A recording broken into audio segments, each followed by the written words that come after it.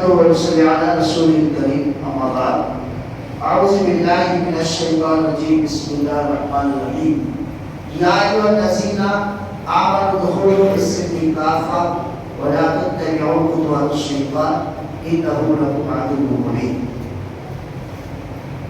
جیسا کہ میں نے کل کے درس میں بتایا تھا کہ ایک مسلمان کے لیے جس قدر توحید خالص، ایمان کامل، سنت مطہرہ کی معرفت اور علم و بصیرت کا حصول واجب اور ضروری ہے، اسی طرح سے ہم کو اس بات کا علم رکھنا بھی ضروری اور واجب اور ضروری ہے کہ ہمارا ایمان، ہمارا اسلام، ہمارا توحید کن کن چیزوں سے، کن کن عمل سے تباہ و برباد ہو جاتا ہے، جس کو نواقض اسلام کے نام سے جانا جاتا ہے. اور یہ نواقض اسلام محمد بن عبد الوہاب رحمہ اللہ نے ایک کتاب لکھی نواقض اسلام، جس میں 10 ایسی چیزوں کا، ایسے امور کا ذکر کیا جس کے ذریعے سے ہمارا ایمان تباہ و برباد ہو جاتے ہیں. تو ہمیں ضروری ہے کہ اسے علم رکھنا. یہ کتنا ضروری ہے؟ ابھی حدیث آئے گی، کہتے ہیں کہ حضرت ابو امامہ رضی اللہ تعالیٰ عنہ بیان کرتے ہیں قال رسول اللہ صلی اللہ علیہ وسلم لَتُبْتَزَنَّ عُرَى الْإِسْلَامِ عُرْوَةً فَكُلَّمَا اتَّخَذَتْ عُرْوَةٌ تَشَبَّثَ النَّاسُ بِالَّتِي تَلِيهَا فَأَوَّلُهُنَّ نَقْضًا الْحُكْمُ وَآخِرُهُنَّ الصَّلَاةُ. کہتے ہیں کہ اللہ کے نبی صلی اللہ علیہ وسلم نے ارشاد فرمایا اسلام کی کڑیاں ضرور بھی ضرور ایک ایک کر کے توڑ دی جائے. جب کوئی کڑی ٹوٹے گی لوگ اس کے بعد والے کڑی کو پکڑ لیں گے. چنانچہ سب سے پہلے جو کڑی ٹوٹے گی وہ ہے حکم، یعنی اللہ کے نازل کردہ احکام، شرعی احکام، اور سب سے آخر میں جو کڑی ٹوٹے گی وہ ہے نماز. تو اسلام کے ایک ایک بات دیگرے کڑی ٹوٹے گی، تو کیسے ٹوٹے گی اس کا علم رکھنا بھی ہمیں ضروری ہے.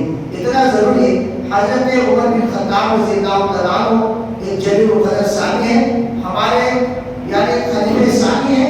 وہ ایک بیان حدیث کے اندر بیان کرتے ہیں انما تنقض الاسلام عروۃ. اسلام کی کڑی ایک ایک بات دیگرے ٹوٹے گی. کیسے ٹوٹے گی؟ کیوں ٹوٹے گی؟ کیوں؟ اس کی وجہ کیا ہے؟ اس کی وجہ پتہ ہے، جب اسلام میں پرورش پانے والا آدمی جاہلیت سے ناواقف ہوگا.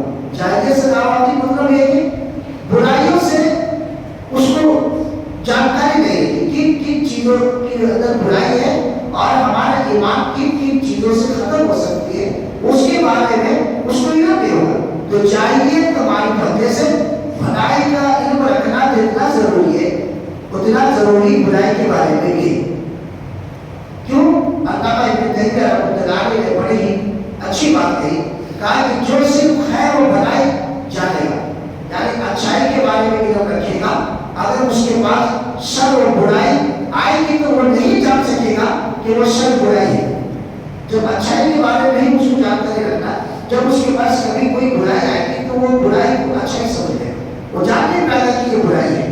تو اب یا تو وہ اس میں جا کے نقصان کیا ہو، یا تو اس میں جا کے یا صاحب کے بیٹے انکار کرنے کے ذریعے، یعنی کسی پڑھے لکھے کے سامنے اگر کسی برائی کے بارے میں ذکر کی جائے، جب وہ معلوم ہوگا اس کو کیا کرے گا، اس کی تحقیق کرے گا، اس کو روک دے گا.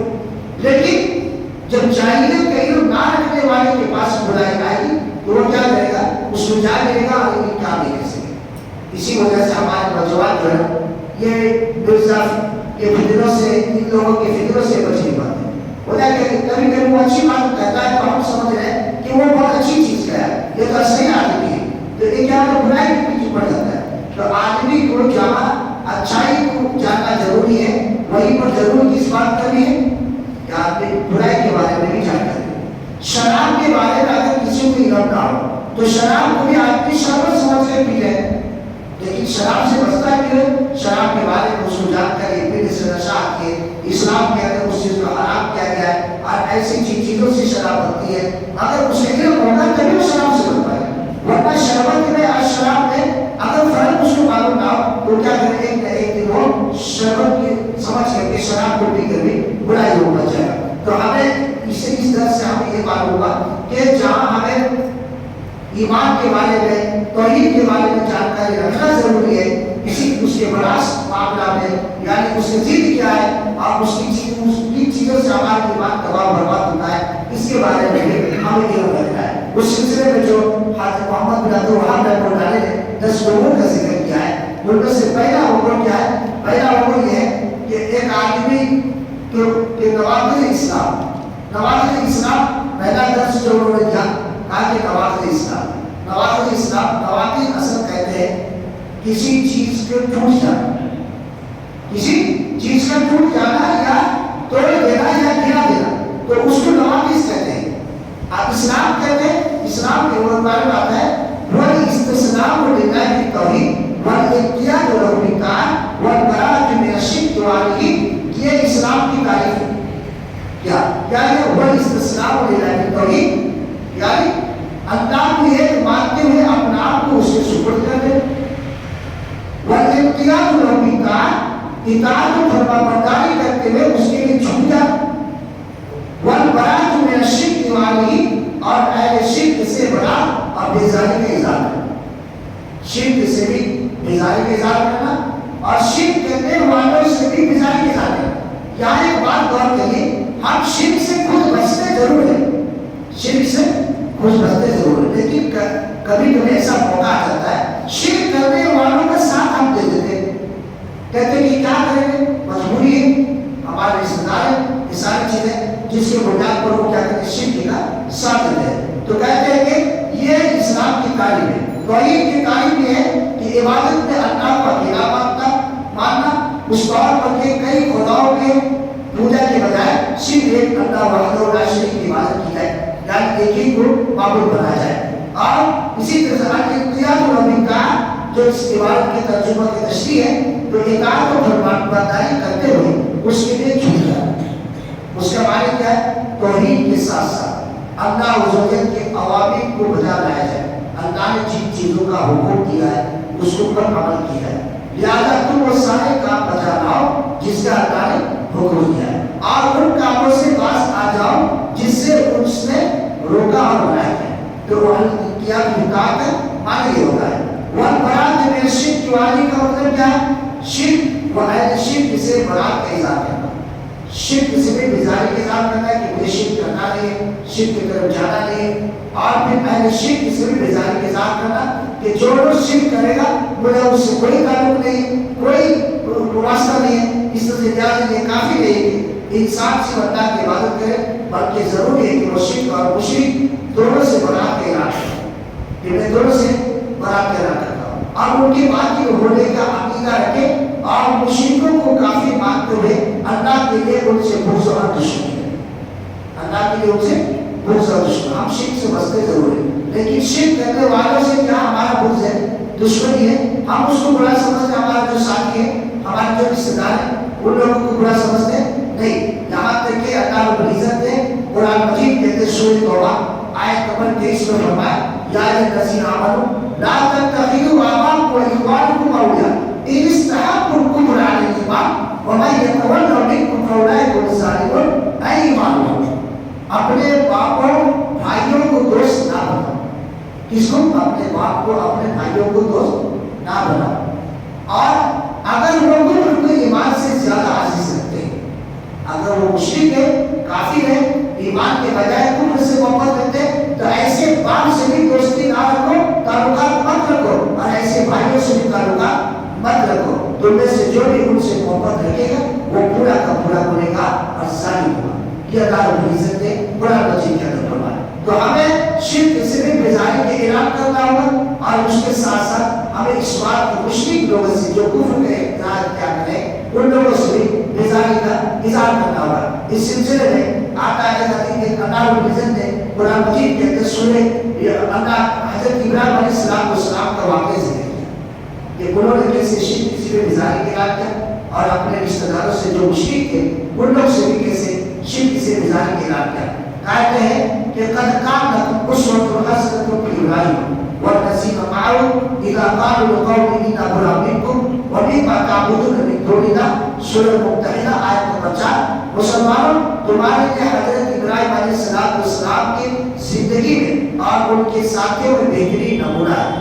اس بات پر جبکہ ان سب نے اپنے قوم سے برملا کہہ دیا کہ ہم تم سے اور جن کی تم اللہ کے سوا بات کرتے ہو ان سے بالکل بیزار ہیں. ابراہیم علیہ السلام نے صاف انکار کر دیا کہ ہم تمہارے ساتھ نہیں ہیں کیونکہ تم اللہ کے علاوہ غیروں کی عبادت کرتے ہو. ہم اس سے برات کا اعلان کرتے ہیں تم سے بھی برات کا اعلان کرتے ہیں. تو اس طرح سے اللہ رب العزت نے حضرت ابراہیم علیہ السلام کا واقعہ ذکر کیا. لہٰذا مسلمانوں کی بھی ذمہ داری ہے کہ وہ مشرکوں سے اور ان کے معبودات باطلہ سے بیزار کے اظہار کریں.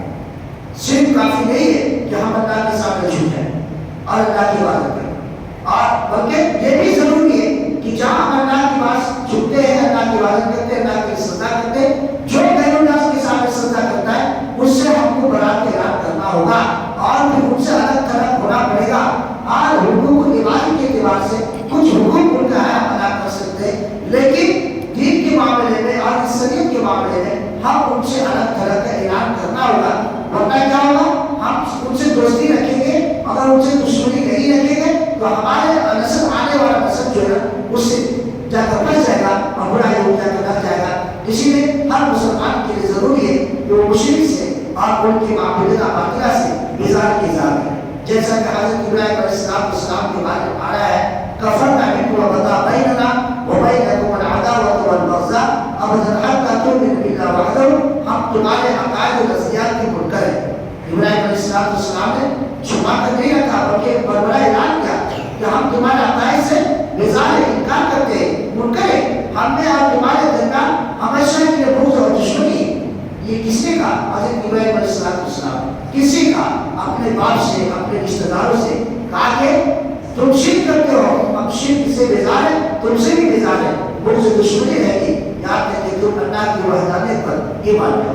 تو اس طرح سے توحید کی یہ تعریف ہوتی ہے اور اسلام کی تعریف ہوتی ہے وہ استسلام للہ کی توحید والانقیاد رب تعالی والبراءۃ من الشرک والی، یعنی شرک سے خود دور رہے.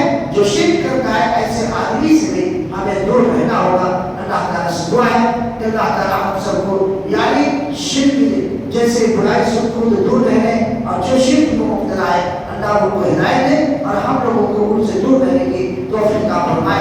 اللہ تعالیٰ اس درس سے ہم سب کو زیادہ سے زیادہ فائدہ اٹھانے اور فائدہ حاصل کرنے کی توفیق عطا فرمائے. آمین. سبحانک اللہم و بحمدک واشہد ان لا الہ الا انت استغفرک و اتوب الیک.